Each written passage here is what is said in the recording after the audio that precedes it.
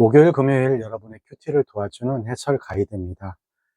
큐티가 늦게 도착하는 바람에 어제는 큐티를 못했고요. 오늘은 이렇게 금요일치 큐티 영상을 여러분에게 보내드립니다. 오늘 읽고 묵상할 말씀은 다니엘입니다. 다니엘 2장 1절에서 13절 말씀이 되겠고요. 제목은 꿈을 통해 계시되는 하나님의 통치하심입니다. 오늘 말씀을 요약하면요. 세계를 제패한 느부갓네살 왕은 잠 못 이루는 악몽을 꾸고 하나님은 그 꿈을 통해 세계 역사의 진정한 주도권을 쥐고 계신 분이 바로 여호와 하나님이심을 적극적으로 드러내십니다. 1절에서 3절 볼게요. 느부갓네살이 위에 있은 지 2년의 꿈을 꾸고 그로 인하여 마음이 번민하여 잠을 이루지 못한지라 왕이 그 꿈을 자기에게 고하게 하려고 명하여 박수와 술객과 점장이와 갈대와 술사를 부르매 그들이 들어와서 왕 앞에 선지라 왕이 그들에게 이르되 내가 꿈을 꾸고 그 꿈을 알고자 하여 마음이 번민하도다. 3절까지 말씀은 느부갓네살 왕의 꿈인데요. 느부갓네살 왕에 오른 지 2년 되던 해 꿈을 꾸었어요. 일반적인 꿈이 아니라 특별한 꿈이었기에 왕은 잠에서 깨어도 그 꿈을 잊지 못했다는 것이죠. 왕이 꾼 꿈은 왕과 자신의 나라에 연관된 꿈이라 여겼기에 잠을 이루지 못했던 거예요. 고대 사회에서는 반란이 자주 있었기에 왕은 이 꿈을 통해 마음이 굉장히 번민했었던 것이죠. 안 좋은 꿈이었기 때문에. 출애굽 때 왕 바로도 꿈을 꾸고 번민한 적이 있었고, 그보다 앞서 감옥에 갇혔던 2명의 관원 역시 꿈을 꾸고 근심하고 있었는데 요셉이 그 꿈을 해석해 주는 그런 장면이 나왔었고요.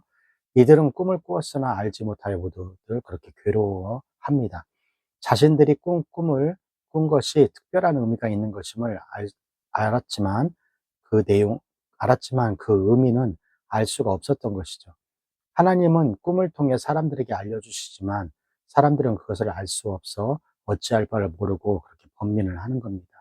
꿈을 꾸게 하셨다라는 것은 하나님께서 사람들에게 알려주시기를 원하셨다라는 것을 알 수가 있습니다. 그러므로 그 꿈의 의미를 묻고 찾는 자는 반드시 하나님께서 알려주실 것이고 그 의미를 알아낼 것입니다.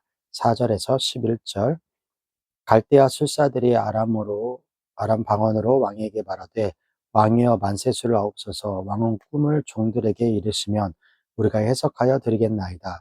왕이 갈대아 술사에게 대답하여 가로되 내가 명령을 내렸나니 너희가 만일 꿈과 해석을 나로 알게 하지 아니하면 너희 몸을 쪼갤 것이며 너희 집으로 걸음터를 삼을 것이요 너희가 만일 꿈과 그 해석을 보이면 너희가 선물과 상과 큰 영광을 내게 얻으리라.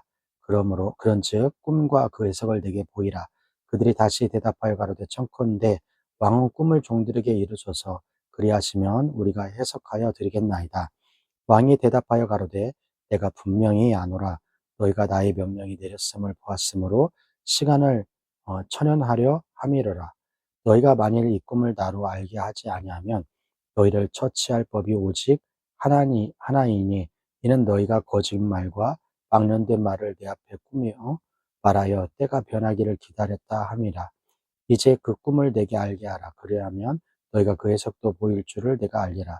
갈대아 술사들이 왕 앞에 대답하여 가로되 세상에는 왕의 그 일을 보일 자가 하나도 없으므로 그 권력 있는 왕이 이런 것으로 박수에게나 술객에게나 갈대아 술사에게 물을 자가 절대 있지 아니하였나이다. 11절 왕의 물으신 것은 희한한 일이라 육체와 함께 거하지 아니한 신들 외에는 왕 앞에 그것을 보일 자가 없나이다 한지라. 11절까지의 말씀은 인간으로서는 불가능한 이란 내용을 담고 있는데요. 왕은 꿈을 알기 위해 갈대아 술사와 박수와 점쟁이들을 불러 모았습니다. 이때 모인 사람들은 단순히 점을 치는 사람들이라 그렇게 단정 지을 수 없어요. 다니엘과 세 친구의 지혜가 박수와 술객보다 낫다라는 일장의 진술은 다니엘과 친구들이 박수와 술객 같은 부류의 사람이라는 것을 지금 말해주고 있는 거거든요. 박수와 술객들이 꿈을 알아맞추지 못하면 그의 제자까지 다 죽이라는 점에서 박수와 술객과 동료의 사람으로 여겨지고 있습니다. 그리고 이들은 달리 지혜자라고 불리기도 합니다. 그러므로 박수와 술객과 가나안 술사는 점치는 것에 매여 허황된 것을 쫓는 정도가 아닌 학문과 공부가 뛰어난 그런 사람들이었다는 것이죠. 왕은 이들을 불러 모았어요. 왕이 꿈을 알고자 한다 하니 술사와 박수들이 왕의 꿈을 말하시면 알려주겠다라고 합니다. 술사들과 박수들이 꿈을 알려달라고 하는 것은 상식적이고 당연한 일이잖아요. 애굽의 바로 왕도 그 이상한 꿈을 꾸었으나 불러 모은 이들에게 자신의 꿈을 말하였어요. 대부분의 경우 꿈을 말하고 꿈의 내용이 무엇을 의미하는지 물어보는 게 정상적입니다. 그런 점에서 술사들의 대답은 납득할 만합니다. 그런데 왕은 술사들이 꿈과 해석 모두 둘 다 말하지 않을 경우 그들을 죽이고 그들의 집안 전체를 거름덩이로 만들겠다고 그렇게 선언을 합니다. 다른 한편으로는 꿈과 해석을 다 말하면 큰 선물과 상과 큰 영광을 어, 내릴 것이라고 그렇게 약속을 해요. 그렇지만 술사들이 말할 수 있는 것은 꿈을 말해달라는 말뿐 할 수 있는 게 없었습니다. 술사들의 말은 왕을 화나게 만들었고 왕은 술사들의 꿈도 해석도 말할 수 없어서 시간을 끌어 위기를 모면하려고 한다고 그렇게 생각을 했습니다. 술사들은 육체가 음, 아닌 분만이 이 꿈과 해석을 할 수 있다라고 합니다. 왕은 이 말에 화가 폭발하고 말았어요. 술사는 줄기차게 꿈을 알려주면 해석하겠다라고 하고 왕은 꿈과 해석 모두 말하라고 하며 왕의 세 번의 요구는 양도 많아지고 그 다음에 말도 더 거칠어지고 있습니다. 처음에는 꿈을 알게 하라고 요구하고 두 번째는 상과 처벌을 함께 요구가 되었으나 세 번째는 시간을 끌려는 장꾀를 부린다고 생각하고 당장 꿈과 해석을 말할 것을 촉구합니다. 12절에서 13절 왕이 이로 인하여 진노와 통분하여 바벨론 모든 박사를 다 멸하라 명하니라. 13절 왕의 명령이 내림에 박사들은 죽게 되었고 다니엘과 그 동무도 죽이려고 찾았더라. 13절까지는 죽음의 위협인데요.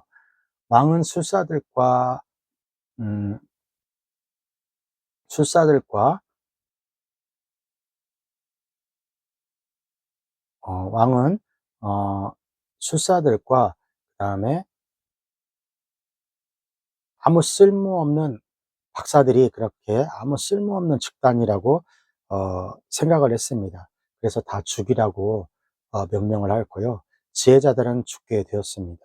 지혜자들에게 속한 다니엘과 그의 친구 역시 죽음의 위기에 당하고 있는 것이죠. 여기까지의 왕과 술사들의 상세한 대화 내용은 다음에 다니엘을 등장을 예고하고 있는데요. 왕은 꿈과 해석을 하면 큰 상과 직위와 영광을 주겠다라고 말합니다. 이것은 앞으로 다니엘이 얻고 누리게 될 보상인 것이죠. 왕이 말한 꿈과 꿈의 해석을 말하라는 말은 역대 어떤 왕도 그런 적이 없었고 술사들과 박사들의 말은 상식적으로 타당한 말이라고 생각이 돼요. 그러나 다니엘의 활동은 이 술사들과 확연하게 구분됩니다. 술사들은 육체를 가진 사람으로서 해결할 수 없다는 것을 말하지만 다니엘은 하나님께 요구함으로 하나님의 영광을 나타내려고 하는 것이죠. 박수와 술사와 점치는 자들은 귀신을 부르는 자들이지만 육체가 아닌 신만이 해결할 수 있다는 말은 다니엘의 하나님은 어떤 분인지를 알려주고 있는 거예요. 그러니 갑자기 닥쳐온 다니엘의 상황은 그저 위기만은 아니란 것이죠. 하나님께서는 이를 통하여 다니엘을 세울 것이며 큰 상과 직위와 영광을 누리게 할 것입니다. 무엇보다도 다니엘이 섬기던 하나님이 얼마나 큰지 드러나게 될 것입니다. 그런 점에서 하나님 안에서 고난은 그저 고난만은 아니라는 거예요. 도리어 하나님을 드러내는 행위이며 통로라는 겁니다. 이미 다니엘과 그 친구들은 고국을 떠나 포로의 삶을 살아가지만 그들의 삶과 하나님의 백성의 삶도 그저 초라하지 않습니다. 그들의 삶의 상황이 다니엘과 그 친구들의 삶을 축소시킬 수가 없었던 거예요. 고난은 부끄러운 것도 수치로운 것도 아닙니다. 고난은 성도를 빛나게 하며 하나님의 영광을 찬란하게 빛나는 통로가 된다는 사실입니다.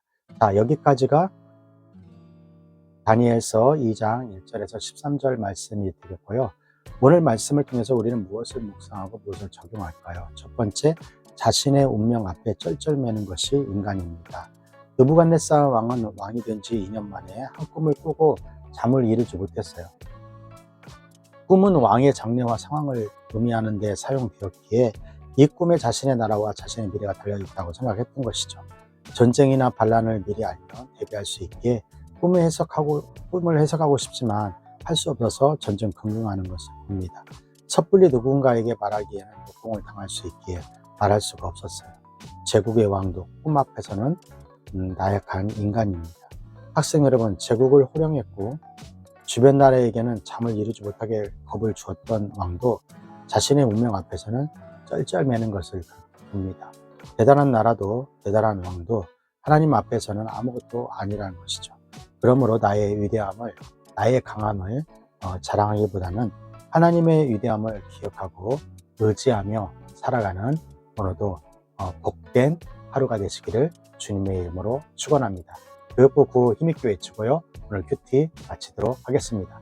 교육부 구호 시작! 공부 잘해 남주자, 돈 많이 벌어 남주자, 은혜 많이 받아 남주자.